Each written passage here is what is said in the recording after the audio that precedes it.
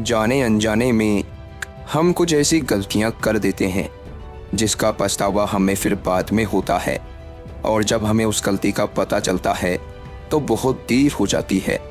तब तक हम बर्बाद हो चुके होते हैं। तो आखिर वो कौन कौन सी गलतियां हैं जो हमें पता नहीं है, जो हमें बर्बाद कर रही हैं? चलिए आइए आज इस कहानी में मैं आपको वही बताता हूँ कि इंसान की कौन कौन सी गलतियां हैं जो इंसान को बर्बाद कर देती है। अपनी बर्बादी के कारण पता चल जाए तो हम अपने जीवन को सुखमय बना सकते हैं। बहुत समय पहले की बात है। एक नगर में एक धनी सेठ रहा करता था। उस सेठ के पास सभी प्रकार की सुख सुविधाएं थी, लेकिन उसके कोई संतान नहीं थी। संतान के दुख में वो हमेशा चिंतित रहता था। फिर एक दिन उसे पता चलता है कि उसकी पत्नी गर्भवती है। वो बहुत प्रसन्न हुआ और उसने अपनी पत्नी का खूब ख्याल रखा। ऐसे में एक दिन उसके घर पर एक पुत्र का जन्म हुआ। सेठ पुत्र के जन्म पर बहुत प्रसन्न था। उसने पूरे नगर में मिठाई बंटवाई और उसके लालन पालन में कोई कमी नहीं छोड़ी। देखते ही देखते उसका पुत्र बड़ा हो गया। फिर सेठ ने उस पुत्र को गुरुकुल भेजने का निर्णय किया ताकि वो पढ़ लिख कर एक विद्वान बन सके। अभी उसके पुत्र की उम्र ज़्यादा नहीं हुई थी, लेकिन उसने छोटी सी उम्र में अपने बेटे को शिक्षा ग्रहण करने के लिए गुरुकुल भेज दिया था। गुरुकुल में वो बालक अच्छे से शिक्षा ग्रहण करता, अपने गुरु की सभी आज्ञाओं का पालन करता। ऐसे में वो बालक धीरे धीरे वहाँ का सबसे होनहार विद्यार्थी बन गया। गुरुकुल में उस बालक ने सारे वेद पुराण और शास्त्रों का अध्ययन किया और बहुत बड़ा विद्वान बन गया। गुरु भी उस बालक से बहुत प्रसन्न थे कि उसने छोटी सी उम्र में सारा ज्ञान अर्जित कर लिया। लेकिन वो कहते हैं ना कि समय कब बदल जाए किसी को कोई पता नहीं होता। ऐसा ही एक दिन किसी प्राकृतिक आपदा की वजह से उसके माता पिता की मृत्यु हो गई, और जब उसके माता पिता की मृत्यु हुई तब तक उस बालक की शिक्षा पूर्ण नहीं हुई थी। और जब उस बालक ने इस खबर को सुना कि उसके माता पिता अब इस दुनिया में नहीं रहे और उनका सब कुछ बर्बाद हो चुका है, तो उस बालक का इस संसारिक मोह माया से मन उठ गया। उसके बाद उस बालक ने निश्चय किया कि वो गुरुकुल से शिक्षा पूर्ण करने के बाद अपना संपूर्ण जीवन लोगों की भलाई में व्यतीत करेगा। और फिर जब उस बालक की शिक्षा पूर्ण हो गई तो उसके बाद वो बालक सन्यासी बन गया और वो सांसारिक वस्तुओं से दूर हिमालय के जंगल में चला गया। जंगल में जाकर उसने वहाँ लंबे समय तक तपस्या की। तपस्या पूर्ण करने के बाद उस सन्यासी ने लोगों को शिक्षा देना आरंभ कर दिया। समय के साथ साथ उस सन्यासी की चर्चा चारों तरफ होने लगी और दूर दूर से लोग उसके पास शिक्षा ग्रहण करने आने लगे, और बहुत से लोग उनके पास अपनी समस्याओं का समाधान खोजने के लिए भी आने लगे। सन्यासी सभी लोगों की समस्याएं बड़ी आसानी से सुलझा देता, जिस वजह से वो पूरे राज्य में मशहूर हो गया था। लेकिन जिस नगर में वो रहता था उस नगर का राजा एक क्रूर व्यक्ति था। जब राजा को उस सन्यासी के बारे में पता चला तो उसने उस सन्यासी से मिलने का निश्चय किया। अगली सुबह वो राजा अपने महल से निकलकर उस सन्यासी से मिलने के लिए निकल गया और फिर वो उस कुटिया पर जाकर पहुंच गया। वहां पहुंचकर जब राजा ने उस सन्यासी को देखा तो वो देखता ही रह गया। उसके चेहरे पर एक अलग ही तेज था। जब वो उन सन्यासी के पास पहुंचा तो उसे बड़ी अपार शांति का अनुभव हुआ। उस राजा ने उस सन्यासी को प्रणाम किया और उनके पास बैठ गया और उनसे वार्तालाप करने लगा। वो राजा पहली ही मुलाकात में उस सन्यासी के व्यक्तित्व से इतना प्रभावित हुआ कि उसने उसी समय से अच्छाई की राह पर चलने की ठान ली और मन ही मन सोचने लगा कि इतनी छोटी सी मुलाकात में ये सन्यासी मुझे इतना बदल सकता है, तो अगर ये हमेशा मेरे साथ ही रहने लगे तो मेरी तो ज़िंदगी ही बदल जाएगी। और यही सोचकर राजा सन्यासी से अपने महल चलने के लिए आग्रह करने लगा। राजा का आग्रह सुनकर सन्यासी मना नहीं कर पाया और वो राजमहल चलने को तैयार हो गए। फिर राजा सन्यासी को लेकर राजमहल की ओर चल दिया। राजमहल पहुंचने पर राजा ने सन्यासी का खूब आदर सत्कार किया और उसके बाद राजा ने सन्यासी को एक शाही कमरे में भोजन करवाया। भोजन के पश्चात सन्यासी ने राजा को धन्यवाद दिया और राजा से जाने की आज्ञा मांगी। ये सुनकर राजा ने कहा कि आप हमारे बगीचे में जब तक चाहें तब तक रह सकते हैं। आपको यहाँ पर किसी भी प्रकार की कोई असुविधा नहीं होगी और आप यहाँ रहेंगे तो हमारी प्रजा को भी अच्छा लगेगा और हमें भी अच्छा लगेगा। यह सुनकर सन्यासी ने राजा का प्रस्ताव स्वीकार कर लिया। उसके बाद राजा ने सेवकों से कहा कि सन्यासी महाराज के लिए बगीचे में रहने का, खाने का और वस्त्र आदि का प्रबंध किया जाए। राजा की आज्ञा के अनुसार सेवकों ने एक सुंदर सी कुटिया का निर्माण कर दिया। उसके बाद वो सन्यासी उसी कुटिया में रहने लगे। सन्यासी को उस कुटिया में रहते रहते कई साल बीत गए और इस दौरान राजा ने उनकी खूब सेवा की। परंतु कई सालों बाद एक दिन राजा और रानी को आवश्यक कार्य के लिए दूसरे राज्य जाना पड़ा, लेकिन उन्होंने एक सेवादार को सन्यासी की सेवा के लिए नियुक्त कर दिया। परंतु वो सेवादार राजा के जाने की बाद बीमार पड़ गई और अपने घर चला गया और कभी लौटकर वापस नहीं आया। तो सन्यासी ने क्रोध में आकर उस राजा को खूब सुनाया और राजा से कहा कि हे राजन, जो जिम्मेदारी तुम पूरी नहीं कर सकते तो वो उठाते ही क्यों हो। तब राजा ने सन्यासी से क्षमा मांगते हुए कहा कि हे भगवान, यदि मुझसे कोई भूल हो गई हो तो मैं उसके लिए आपसे क्षमा मांगता हूँ। मुझे क्षमा कर दीजिए और आप अपना क्रोध शांत कीजिए और मुझे बताइए कि आखिर हुआ क्या है। ये सुनकर उस सन्यासी ने कहा कि तुम्हारे जाने के बाद मुझे यहाँ पर किसी ने भोजन नहीं दिया और मैं बहुत दिनों तक भूखा ही रहा। मुझे यहाँ पर आकर किसी ने पूछा तक नहीं कि मैं किस हाल में हूँ। ये सुनकर राजा ने सन्यासी से क्षमा मांगी और कहा कि हे भगवान, आज के बाद में ऐसी कोई भी गलती नहीं होगी। फिर कुछ देर बाद मामला शांत हो गया। जब राजा और सन्यासी के बीच वार्तालाप हो रही थी तो रानी भी ये सब वार्तालाप चुपके से सुन रही थी और सब कुछ देख रही थी। उसके बाद राजा ने उस सन्यासी को कोई भी शिकायत का मौका नहीं दिया और उसकी खूब सेवा की। परंतु कुछ दिनों बाद राजा को फिर किसी आवश्यक कार्य से अपने राज्य से बाहर जाना पड़ा, लेकिन इस बार राजा ने राज्य से बाहर जाने से पहले अपनी रानी को कहा कि जब तक मैं नहीं आऊं तब तक आप स्वयं सन्यासी की देखभाल करोगी।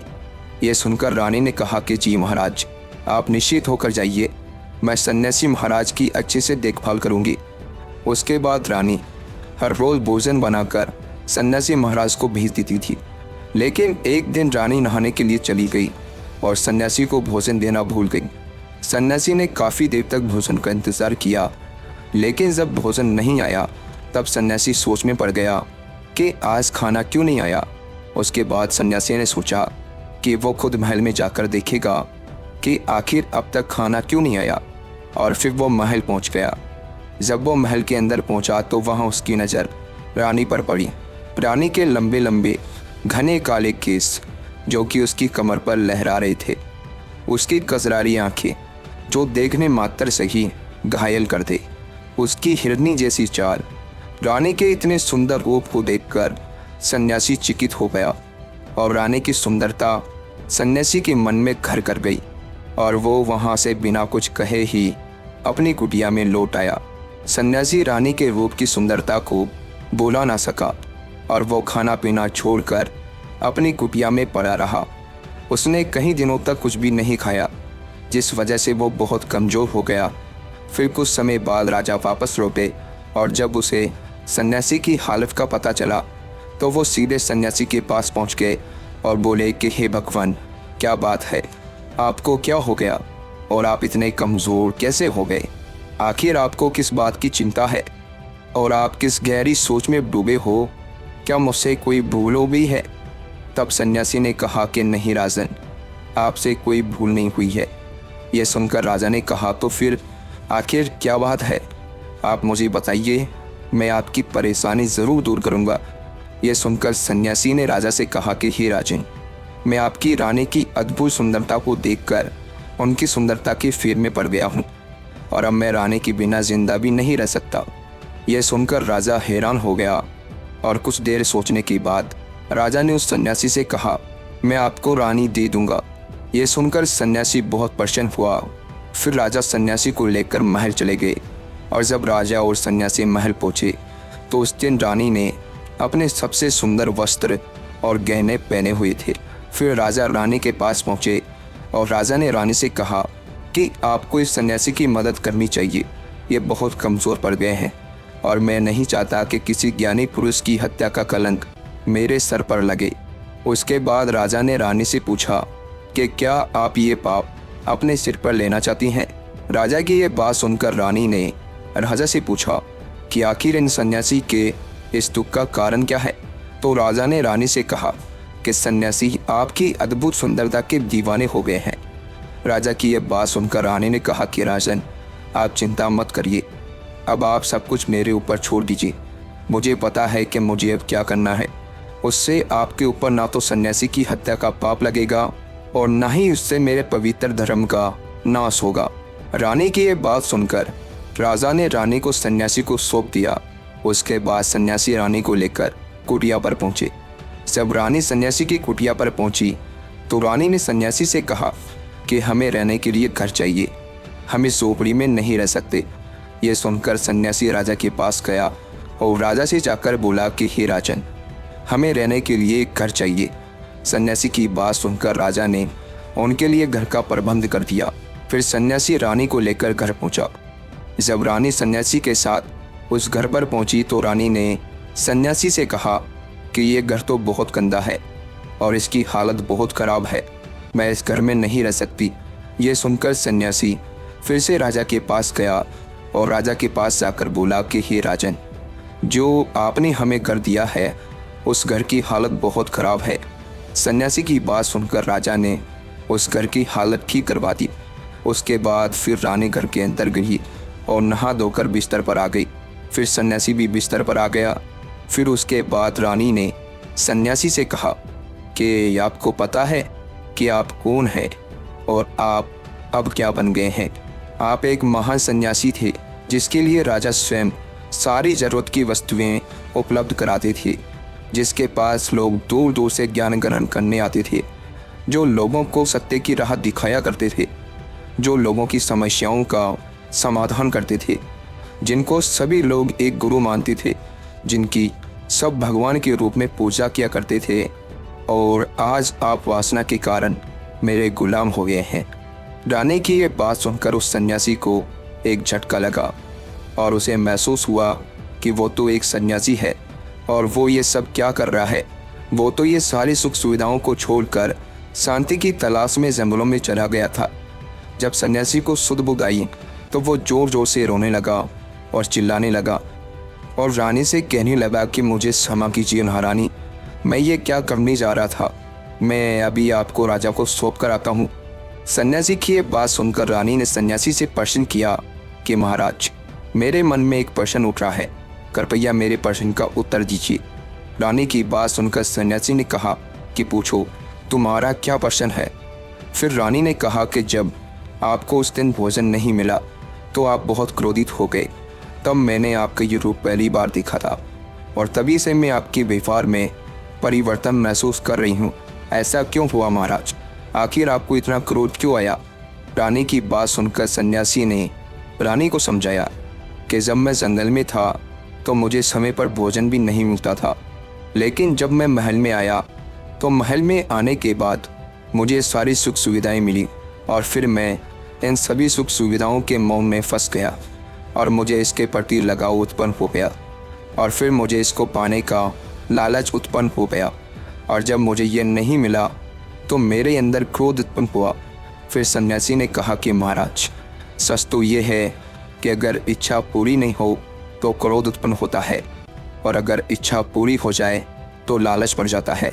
फिर सन्यासी ने रानी से कहा, ये इच्छा की पूर्ति ही मुझे वासना के द्वार तक लेकर आई है और मैं आपके प्रति आकर्षित हो गया। इसके बाद वो सन्यासी रानी को लेकर राजा के पास गया और बोला कि राजन, मुझे क्षमा कर दीजिए, मुझे अपनी गलती का एहसास हो गया है। ये लो आपकी रानी, मुझे ये सब नहीं चाहिए। मैं अपनी इच्छा के वशीभूत होकर ये गलत कार्य करने जा रहा था और अपने जीवन को बर्बाद कर रहा था, लेकिन अब मुझे सब कुछ समझ आ गया है। उसके बाद उस सन्यासी ने कहा कि हे राजन, मनुष्य की बर्बादी का कारण उसकी 4 आदतें बनती है और दुनिया के हर एक व्यक्ति के अंदर ये 4 अवगुण होते हैं, लेकिन जो व्यक्ति इन पर नियंत्रण पा लेता है वो दुख और परेशानी से बच जाता है। और वहीं जो व्यक्ति इन चारों दोषों पर नियंत्रण नहीं कर पाता है वो बर्बाद होने के कगार पर पहुंच जाता है। ये सुनकर राजा ने कहा कि महाराज, आप मुझे वो 4 आदतें बताइए जिससे कि मनुष्य की बर्बादी हो जाती है। फिर सन्यासी ने राजा को मनुष्य को बर्बाद करने वाली आदतों के बारे में बताया कि हे राजन, मनुष्य को बर्बाद करने वाली पहली आदत है इच्छा, क्योंकि इच्छा ही दुनिया के हर एक व्यक्ति के अंदर सबसे पहला अवगुण होता है। और जो व्यक्ति अपनी इच्छाओं को नियंत्रण में नहीं रख पाता है वो जीवन के किसी भी क्षेत्र में सफल नहीं हो पाता है, क्योंकि जैसे ही उसकी एक इच्छा पूरी होती है वो दूसरी की ओर बढ़ने लगता है, और दूसरी पूरी होती है तो तीसरी इच्छा उसके मन में जागृत हो जाती है, और फिर ऐसे करते करते इच्छाओं पर नियंत्रण न होने के कारण इसी जाल में उलझा रहता है और दुखी रहता है। इसीलिए राजन, जब हम इच्छाओं पर नियंत्रण पा लेते हैं तो हम हमारे मन पर भी नियंत्रण पा लेते हैं, और जब हमारा मन हमारे बस में होता है तो हमें सुखी सुख की प्राप्ति होती है। फिर जो हम चाहते हैं वही हमारे साथ होता है। फिर सन्यासी कहता है कि हे राजन, मनुष्य को बर्बाद करने वाली दूसरी आदत है वासना। वासना का जन्म हमारे मन में उठने वाली इच्छाओं से होता है।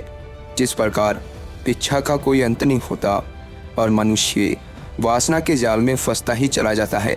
वासना के वशीभूत होकर मनुष्य को कुछ भी नज़र नहीं आता है। आज तक जितनी भी लड़ाइयाँ हुई है उनका सबसे बड़ा कारण स्त्री को पाने की इच्छा ही रही है। स्त्री के प्रेम में वशीभूत होकर राजा महाराजाओं ने आज से पहले बहुत सारे युद्ध किए हैं। रावण इस संसार का सबसे बुद्धिमान व्यक्ति था, लेकिन उसने भी माता सीता की सुंदरता की फेर में आकर अपना सब कुछ बर्बाद कर लिया। उसकी मृत्यु का कारण एक स्त्री ही बनी थी। कहीं राजा महाराजा तो युद्धों में इसलिए हार गए क्योंकि वो लोग स्त्रियों से रासलीला रचाने में ही रह गए। ईश्वर ने तो स्त्री की उत्पत्ति इस संसार को बढ़ाने के लिए की है, लेकिन आजकल लोगों ने इसे अपनी वासना का शिकार बना लिया है, अपने मनोरंजन का साधन समझने लगे हैं, और जब उन्हें अपना ये मनोरंजन नहीं मिलता तो वो पागल हो जाते हैं और न जाने क्या क्या कर बैठते हैं।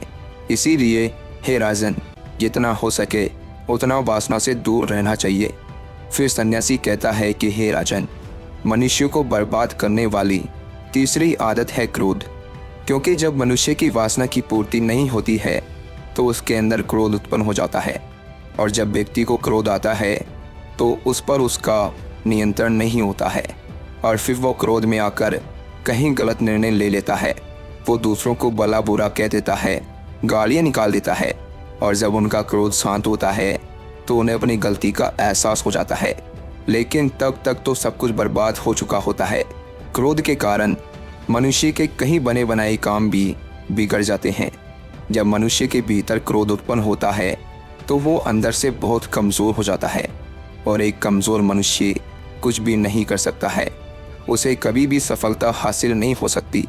क्रोध हमारे भीतर तनाव को उत्पन्न करता है, और अगर एक बार हम तनाव में चले गए तो हमारा पूरा जीवन बर्बाद हो जाता है। फिर सन्यासी कहता है कि हे राजन, मनुष्य को बर्बाद करने वाली चौथी आदत है लालच। हे राजन, लालच का फल सदैव बुरा होता है। लालच में पड़कर हम बहुत से लोगों का बुरा कर देते हैं। हर मनुष्य के जीवन में कभी ना कभी ऐसे अवसर अवश्य आते हैं जब वो लालच कर बैठता है, और अधिक पाने की लालसा में वो कुछ ऐसा कर बैठता है जिससे जो उसके पास था वो उसे भी गंवा देता है, क्योंकि जैसे ही व्यक्ति की एक इच्छा पूरी होती है उसका लालच पड़ जाता है और उसके मन में और कई आकांक्षाएं जन्म लेने लगती है। जो व्यक्ति लालच करता है वो कामयाबी से कोसों दूर रहता है, क्योंकि एक ना एक दिन लालच का दुष्परिणाम सामने आता ही है। अगर हम समय रहते ही लालच को त्याग दें और उसके फेर में ना पड़ें तो हम एक सफल व्यक्ति अवश्य बन सकते हैं। फिर अंत में सन्यासी राजा से कहता है कि हे राजन, अगर मनुष्य इन चारों आदतों को छोड़ देता है तो उसे जीवन में सफल होने से कोई नहीं रोक सकता। जो इन आदतों को नहीं छोड़ता है उसे जीवन में बर्बाद होने से कोई नहीं रोक सकता।